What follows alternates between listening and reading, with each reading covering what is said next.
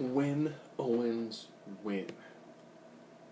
Elimination Chamber. We begin with the Tag Team Chamber with all 13 people. Why 13? All 3 members of the New Day get to share a pod. The pods appear to be bigger, so we don't have to worry about seeing, like Big E standing in one spot with like Xavier Woods on his shoulders or anything. Also, El Torito was allowed to be in the chamber as well. So it's 13.5 people. Actually, a really well done chamber match. I mean, the first was kind of for a tag match. I like the fact that the Ascension looked strong. They eliminated the Lucha Dragons as well as, I think it was also Los Matadores. So they did a great job with making them look nice and strong. Which worked out really well. When it got down towards the end, and your last team to get unleashed is New Day. It's like, alright. By that time, it was pretty much down to New Day, Tyson and Kidd, primetime players. Alright. Tyson and Kidd get eliminated by a roll-up. Not a big fan of that, because I thought you would have wanted to keep the 4-on-3 advantage. Then it came down to the 3-on-2. Darren Young looked like a stud. Titus O'Neil, they put his head through the chain, so he was stuck in there for a while. And when he got out of that, he looked like a double stud. I mean, they made those 2 guys look fantastic. Almost every tag team came off looking well, except for Los Matadores. But out of everyone there, they're kind of the weakest tag team. And I know it was weird, like, Ascension's getting pinfalls. But it worked well, and it essentially allowed New Day to use the 3-on-2 advantage, win the match, and pretty much defeat one team. But it is going to allow them that great ability to be like, we defeated 5 teams in one match. We are the greatest tag team of all time. Alright, worked well. Divas match.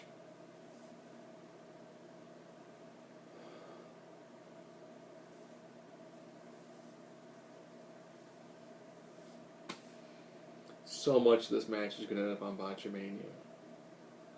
And that's really sad, because these are supposed to be the 3 top women that the WWE has.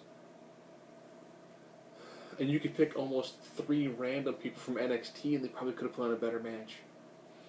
Yes, that's right, I'm talking, you could have picked Carmella, Blue Pants, and Alexa Bliss, and they would have put on a better match than this. They tossed Nikki out of the ring quite a few times, that way then Naomi and Paige can work. And they work pretty well. You can tell they weren't quite synced up, but they work overall pretty well. Nikki went for what looked like a beautiful disaster kick, and I don't know if she was supposed to try to hit Paige and just did it too soon, but hit absolutely nobody. And the crowd had to make like, oh, she hit nobody. Nobody. Naomi went for, I want to say it's called the Peach Rana. Think of it like a hurricane, like a Frankensteiner from behind. So instead of Frankensteiner going forward, she has her butt facing out from Paige's head, and it's a flipping backwards move. I don't think Naomi has done it very often, because she landed awkward, which made Paige land awkward. Just looked bad. They did a spot in the corner where Naomi is just hammering with like forearms to the back of Paige's head. And I'm thinking, like a back suplex? Well, back suplex, I think it works. Why is she just doing this for a really long time? Then Nikki shows up, and you clearly hear, are you ready? For her to do the powerbomb into it. I'm just like, you're freaking kidding me. I'm not sure if the crowd just had moments that just got really dead or what, but it was just, such a poor match. And the women can do so much better than this. And then we go into Owens Cena. When this, you can just turn pay-per-view off when this match is done. Just done. This is probably the best match I've seen with John Cena since, I'd probably say when he took on Punk at Money in the Bank Chicago. this match, John Cena broke out a couple of decent moves in this match. He actually shows more moves. And I like the fact that they pushed out Owens to the point that John had to break out more moves. And Owens looked like $1,000,000 covered in platinum. He was hitting some beautiful moves. He countered it was like a suplex from the top turnbuckle into what looked almost kind of like a fisherman buster. Hit, he was going for the package pile driver, reversed into like a package pile driver into like side power bomb. Hit this beautiful. He was on the top rope facing out. Did a freaking pivot into a moonsault that just call it one of the best moonsaults ever. Sorry, Christopher Daniels. This just he went for an AA on Cena. You did the "You Can't See Me." Even though the one I do hate is John has a very formulaic approach to his matches. So when John's pushed a little bit farther, he has to throw out some of his other moves. He has to dig into moves like 6 and 7.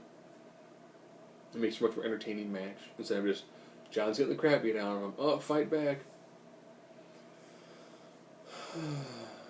You can't see me.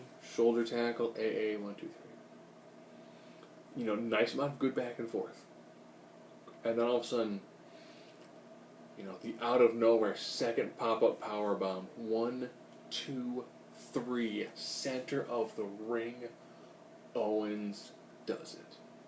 Triple H's NXT Golden Boy defeats Vince McMahon's WWE Golden Boy. Center of the ring. My wife was like, I want to go to sleep, but I want to see how this match ends. And I was like, she fell asleep because she was tired. I'm like, hon, Owens won. She's like, oh, he did? Wow. Center of the ring. And in the center of the ring, that's amazing. I'm going to go to bed now. And then he cut a fantastic promo using lyrics from John Cena's theme music and saying the champ is here. It was just.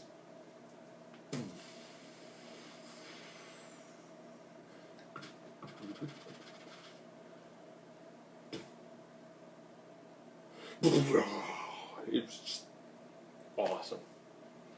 For how many times John Cena has taken on the next dude and has just crippled the crap out of that person's essentially livelihood. One-armed, he defeated Damian Sandow. Sandow has not been the same since. He destroyed the Nexus, and Wade Barrett is still trying to get his feet back underneath him. Bobby Lashley is supposed to be the next big thing, and he was built to be an absolute monster. John Cena beat him. When Mark Henry did the fake retirement thing, and people were like, dude, it's Henry's time, he was sacrificed to the altar of John Cena.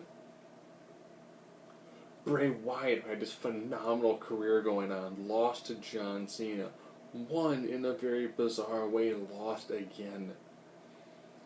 Pretty much pushed his character back for a couple of months.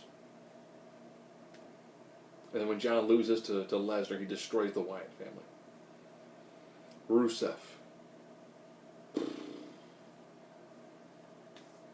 Rusev, unstoppable monster. No one's gotten out of the accolade. Someone kicks out of the accolade as well as beats him in the exact same match. Then beats him in a Russian chain match, his specialty, and then later defeats him in an I Quit match. 5-knuckle shuffle.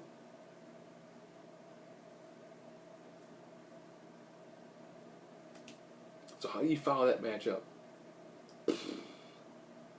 To be honest, I would have booked it Tag Team Chamber, Neville, Dallas, Owens, and then Divas match. Because I felt so bad, because instead, after Owens, Cena, you got Neville, Dallas. And these two guys put on a really solid match. But it didn't matter. You're following one of the best non-NXT matches of the year. You're going to look like crap. But they put on a really good match, had a nice story, told a good story, had a good match. Didn't matter. It's like comparing Gordon Ramsay cooked like beef Wellington. And it's just amazing. It's fantastic. And it's juicy. It's succulent. It's one of the best meals you've ever had. And then right next to it, you have just a phenomenal cut of filet mignon. And you're like, yeah, it's good. It's a really great cut. Cooked perfectly. Beautiful sear marks. Right amount of juiciness to it.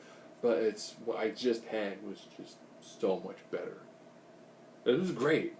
But in comparison, this is like eating a turd. And then we go to the Intercontinental Chamber match. Alright. Bray Wyatt? No, we don't. Instead, we get Mark freaking Henry, who looks really good now. His time off did great wonders to him. Barrett gets eliminated by R-Truth because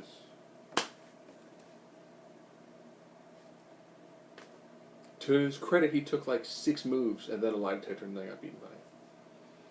I don't know if someone put grease on Sheamus' boots or if someone greased the ring. And it got really sloppy.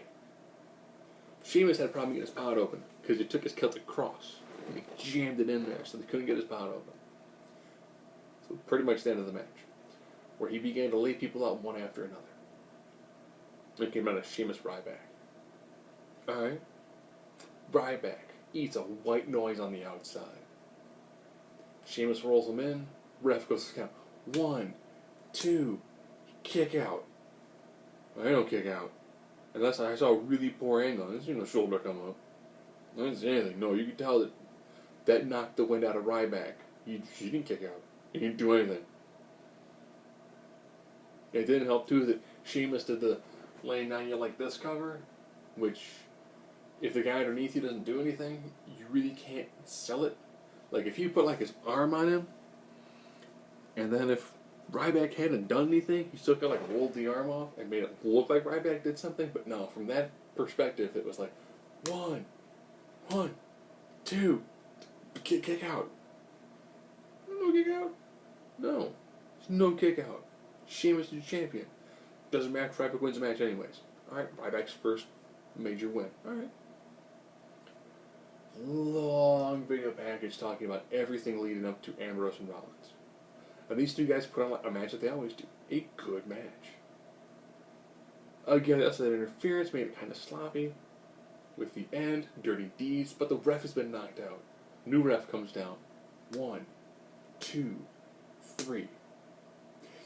I made a 3 motion. Yes.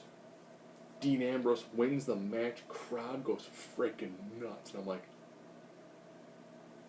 Ambrose is champ? Like, that's amazing. That's going to be a fantastic storyline.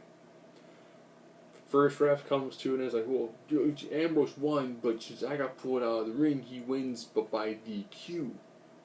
So Rollins is still champion.